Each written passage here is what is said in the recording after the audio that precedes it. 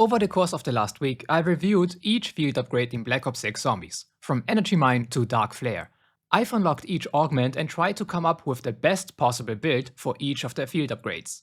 If you're interested in seeing that kind of breakdown, make sure to watch my augment review series and subscribe to my channel to stay up to date with BO6 zombie guides and reviews. But for today, I thought, hey, let's reflect on some of the field upgrades and rank them. I've never done a tier list on my channel before, but someone asked me to do it and I thought it would be a great idea. So let's get started. We of course have 5 field upgrades: Energy Mine, Frenzied, Healing Aura, Aether, Shroud and Dark Flare. Let's begin with Dark Flare, the newest field upgrade that got introduced with BO6 Zombies. Because it was new, I was excited to try it out, but I couldn't have been more disappointed, to be honest. This is by far the worst field upgrade we ever had in Zombies. The Dark Flare laser beam does next to no damage and can't even take out a whole train of zombies. Even using augments to increase the size of the beam as well as its duration will not drastically improve Dark Flare's strength and usability. Talking about usability, Dark Flare does not only fail as a killing zombies type field upgrade, it also fails as a support one.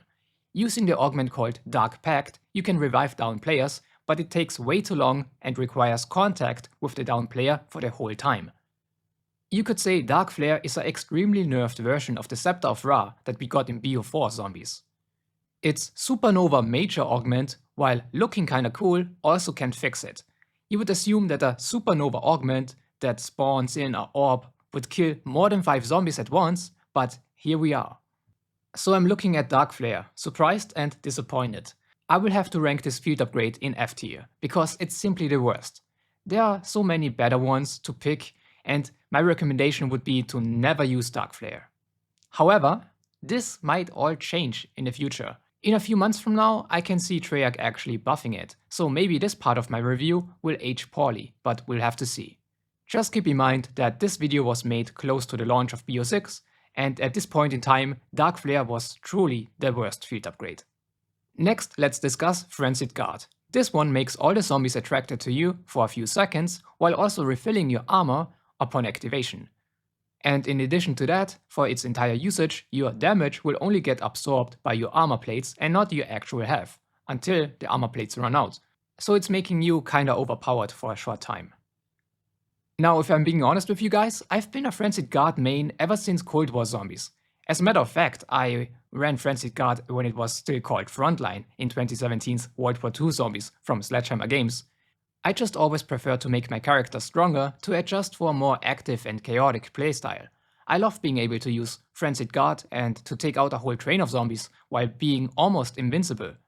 It's the perfect field upgrade for solo players in my opinion. But in BO6 there are actually some augments that will give it a better support role too. You can gift armor and refill armor plates of nearby teammates with the right augments, making it a viable field upgrade for boss fights with the whole squad. But the true strength of Frenzied will always be the brief God mode state that it will put you in. With the right augments you can activate it for longer and knocking down zombies when they are hitting you. So this just further plays in its natural strengths and my preferred playstyle. Therefore I would put Frenzied in S tier of my tier list. It's simply one of, if not the best field upgrade, because like I said, it's great for solo players, but can also work as a support class if you want, while keeping its default ability to distract zombies to only you. It's great if you have some inexperienced players on your team that you want to carry through the Easter eggs. And besides that, Frenzied is also great for grinding camos. Next we have Energy Mine. This field upgrade deploys, Energy Mine on a floor that will explode, killing a bunch of zombies at once in the process. It's another field upgrade that first got introduced with the launch of Cold War Zombies. But back then it got overshadowed by better ones, I would argue. We had Ring of Fire, Aether, Shroud or Frost Blast as well, and it kinda got neglected for some of the others. I know everybody started using Ring of Fire back then. In BO6 Zombies, Energy Mine is currently the field upgrade that can kill the most zombies actively. Simply throw down a mine and it will take out the zombies for you. Now, to be fair, the only other killing field upgrade is Dark Flare, and we know how that one went. That's not really a competition. But I would argue that its strength is to clear hordes of zombies, making it a good high round field upgrade. Especially if you use the turret augment, because those turrets will be able to take out 30 plus zombies easily. Another thing that I have noticed is that those turrets are also doing some decent damage against elite and special zombies as well. So yeah, while I do like the classic cluster mine attack, Using the turrets might actually be the way to go, especially if you use 2 extra charges to deploy 2 turrets at once. It really helps with crowd control on higher rounds. In terms of support, Energy Mine can't give teammates any buffs, and the final major augment unlock called Carousel is still one of the worst augments, since it's swapping your mine to free floating orbs around you, and those orbs then can kill zombies if they attack you. But you can only have 3 orbs, and there's a difference between killing 3 or 30 zombies with one activation of Energy Mine. So I would argue that the mine and turret version remain to be superior. Another good minor augment is Siren. This one attracts the zombies for 5 seconds.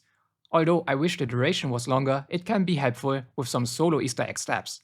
However, if you really want to do Easter eggs solo, you have better options like Aether Shroud, but I will get to that later. Overall, I would say Energy Mine is alright. It has its usage as a high round field upgrade, but gets overshadowed by others when it comes to survivability and completing Easter egg steps as a solo player. Therefore, I will put it in the B tier. Not the worst, but also not the best field upgrade. You can definitely use it in my opinion.